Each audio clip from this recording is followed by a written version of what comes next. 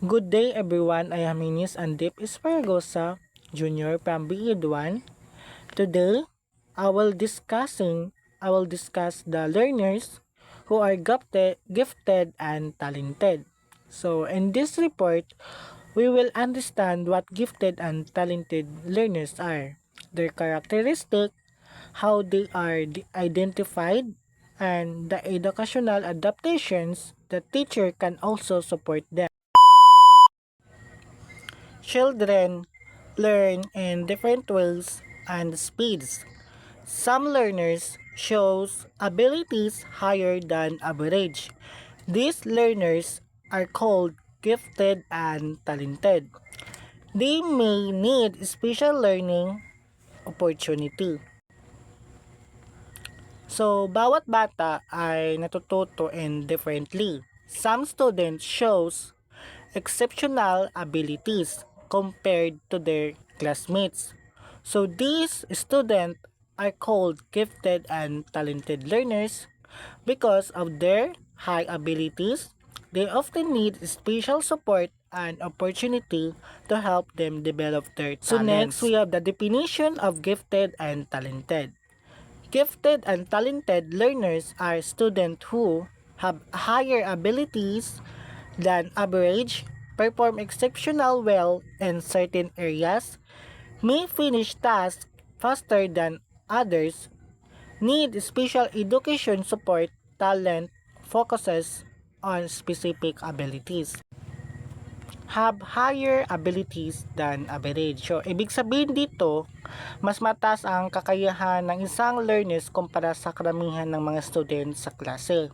So, mas mabilis silang makaintindi sa lesson at mas madali nilang maintindihan ang mga concepts. So ang halimbawa lang dito kayong mga habang ang ibang student ay nahihirapan sa mga multiplication, division, addition, or subtraction, may isang student talaga na aangat na marunong agad mag-solve ng mga difficult math problem.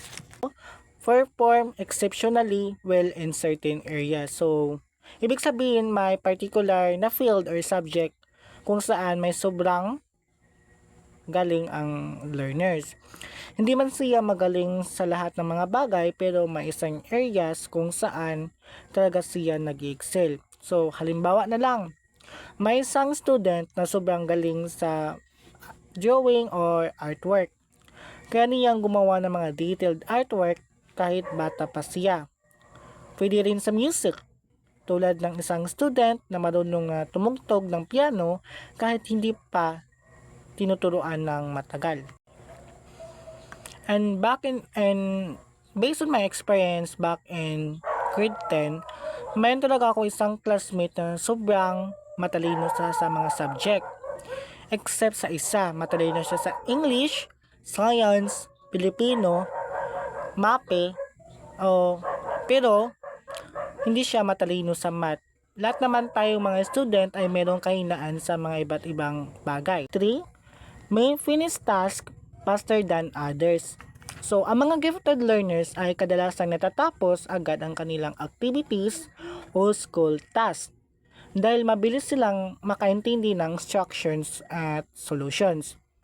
So, ang halimbawa lang dito kapag ang teacher ay nagpabigay ng math problems, ang ibang student ay nagsasagot pa o nahihirapan magsagot while ang mga gifted learners ay natapos na nilang sagutan o madali silang matapos magsagot dahil alam na nila ang sagot sa problem na yon. Number 4, need special educational support.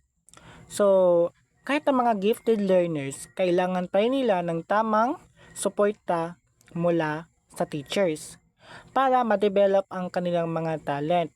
Kung masyadong madali ang lesson, maaari silang maboard. So, halimbawa na lang, magpabigay tayo mga lessons sa mga learners, tapos sa mga gifted student, madali lang yung mga activity na yon. So, as a teacher, dapat we find ways. Ibahin natin yung strategy natin.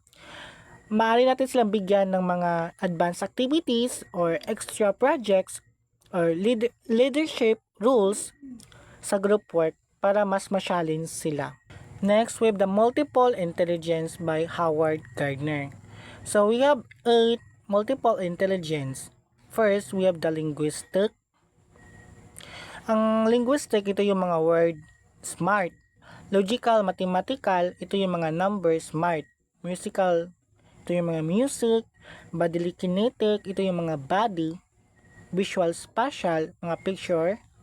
Interpersonal, mga people na mga matatalino.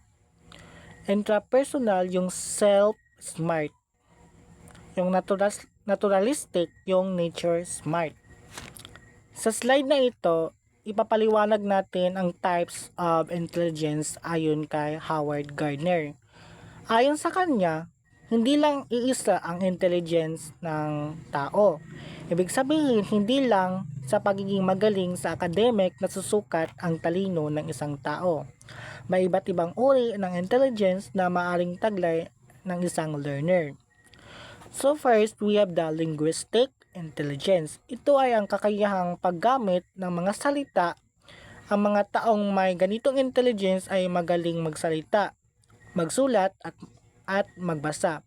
So halimbawa na lang dito sa mga linguistic intelligence is yung mga writer, journalists, or public speakers ay may strong linguistic intelligence. Second, we have the logical mathematical intelligence. So, ito naman ay kakayahan sa mga numbers, logic, at math solving or problem solving. Ang mga student na magagaling sa math, puzzles, at scientific thinking ay may ganitong intelligence. Third ay musical intelligence. Ito ay kakayahan sa music tulad ng pag-intindi sa rhyme, melody, at sound. So, ang mga halimbawa na lang dito ay yung mga singers, composers, at musicians ay may mataas na musical intelligence. 4, we have the bodily kinetic intelligence. Ito ay kakayahan sa paggamit ng katawan sa pag-express ng ideas o paggawa ng task. So, ang mga halimbawa dito ay makikita ito sa mga athletes, dancers, at actors na mahusay gumamit ng body movement. So, 5, we have the visual spatial intelligence. Ito naman ay kakayahan sa pag-imagine ng image at designs. So, ang mga halimbawa lang dito ay yung mga artists, architects, at designers ay kadalasang may mataas na visual spatial intelligence. So, 6, we have the interpersonal intelligence. Ito ay kakayahan sa pakipag-communicate at pag-intindi sa ibang tao. Ang mga leaders, teachers, at counselors ay may mga ganitong intelligence. 7, we have the intrapersonal intelligence. Ito naman ay kakayahan sa pag-intindi sa sarili, tulad ng sariling emotions, goals, at strength or weakness. Ang mga taong reflective, at self-aware ay may strong intrapersonal intelligence. And last, we have the naturalistic intelligence. Ito naman ay kakayahan sa pag-intindi sa kalikasan tulad ng plants, animals, at environment. So, ang mga halimbawa lang dito ay mga farmers, biologists, at environmentalists ay may mga ganitong intelligence.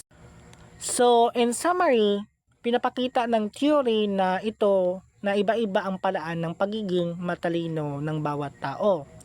Kaya mahalaga na matulungan ng teachers ang learners na ma-develop ang kanilang sariling strength. Next, we have the identification of gifted student. So first, we have the observation of abilities.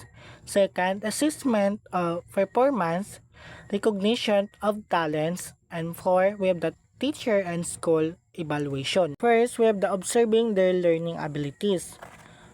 Maaari nating makita ang isang student kung gifted siya sa pamamagitan ng pagmamasid sa paralan ng kanyang pagkatuto.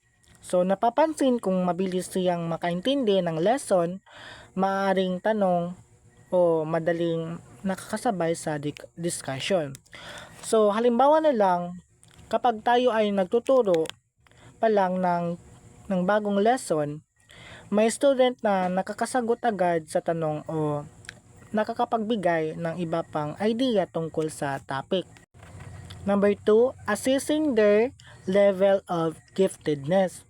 So, pwede rin gumamit ang teachers ng tests, quizzes, or activities para malaman kung gaano kataas ang kakayahan ng isang student. So, halimbawa na lang kung may assessment test sa math at ang student ay nakakuha ng mataas na score palagi at mas advanced siya sa solution niya. So, number 3, we have the recognizing their talent areas. So, tinitingnan din ng teachers kung saan talaga nag-excel ang student. Hindi lahat ng gifted learners ay magaling sa academics. Minsan, nasa ibang areas ang kanilang talent. So, halimbawa na lang, may student na sobrang galing sa drawing, kaya napapansin ng teachers na may artistic talent siya. This is the examples of talent. First, we have the academic excellence. Ito ay ang pagiging magaling sa mga academic subjects tulad ng math, science, or language. Halimbawa na lang, may student na laging mataas ang grade at mabilis makasagot sa difficult problems. So, number 2, artistic ability. So, ito ay talent sa arts tulad ng drawing, painting, dancing, or music. Halimbawa na lang, ang isang student na kayang gumawa ng magandang artwork o mahusay siya sa kumanta. Number 3, we have the leadership skills. Ito ay kakayahan ng isang student na manguna, mag-organize at tumulong sa ibang classmate.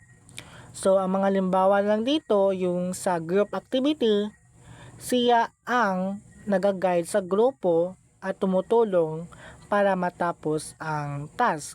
The athletic ability. Ito ay talent sa sport at physical activity. Halimbawa na lang, ang isang student na magaling sa basketball, running, or volleyball at nanalo sa competition. So, this is the example of talents. So, learning characteristic. Gifted learners usually show this characteristic.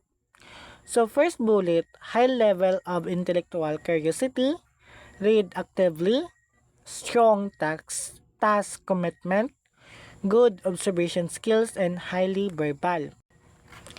First, with the high level of intellectual curiosity. So, ibig sabihin nito, mahilig silang magtanong at gustong matuto ng maraming bagay. Curious sila kung paano gumagana ang mga bagay-bagay. Halimbawa na lang, kapag may lesson tungkol sa planet, ang mga gifted learners ay nagtatanong pa ng ibang question tulad ng, bakit nga ba umiikot ang Earth? O may life kaya sa ibang planet? 2, read actively. So, ang mga gifted learners ay mahilig silang magbasa ng books, articles, or kahit online information para matuto pa ng mga bagong knowledge. So, halimbawa na lang, habang ang ibang student ay nagbabasa lang kapag may assignment, ang gifted learners ay nagbabasa pa ng extra books tungkol sa topic dahil interesado sila o dahil mas angat sila kasi alam na nila yung topic na yon when it comes to learning. Number 3, we have the strong task commitment. So, ibig sabihin nito, seryoso at dedicated sila sa paggawa ng task o activity. Kapag may goal sila, ginagawa nila ang best nila para matapos ito. Halimbawa na lang, kapag may project sa school, sisiguraduhin nilang maayos, creative, at kompleto ang kanilang output. 4, we have the good observation skills. So, magaling silang mapansin ang mga details na minsan hindi napapansin ng mga ibang tao. Halimbawa na lang, sa science experiment, napapansin nila agad kung ano ang pagbabago ng pagbabago sa experiment tulad ng color, temperature, or reaction. So last, we have the highly verbal. So, ibig sabihin nito, magaling silang magsalita at mag-express ng idea. Madali nilang naipapaliwanag ang kanilang mga thoughts. So, mga limbawa na lang dito, yung mga debate sa school. Ang mga gifted learners ay putak ng putak sila, magaling silang magsalita at na gina-express nila yung mga idea nila. At another example is yung sa class discussion. Ang mga gifted learners ay nakakapagpaliwanag ng idea ng malinaw na may confidence. So we have other characteristic. Gifted student may also get bored easily, learn new concept quickly, show independence in learning, have strong imagination, give unique answers, look for new ways to solve problem. So, because ang mga gifted student, natututo sila ng madali or mabilis, they may become bored when lessons are too easy. So, they often enjoy exploring new ideas, solving problems creatively, and working independently. So, we have the education adaptations. Teacher can support gifted student by providing enriched activities, giving advanced learning tasks, allowing acceleration, giving leadership opportunity, encouraging independent study. So, to help gifted learners develop their abilities, teachers can provide enriched activities and more challenging tasks. So, some students may also benefit from acceleration, where they move to higher level of learning. Teacher can also encourage leadership roles and independent learning. So in conclusion, gifted learners have special abilities. They have unique learning needs. Teacher must support their development. Gifted and talented learners possesses special abilities that make them different from other students. Because of this, they need appropriate support and learning opportunities. Teachers play an important role in helping these learners develop their talent and achieve their full potential. Thank you for listening. Once again, I am Hinesusi Andip Esfergosa from BE1 and this is my report.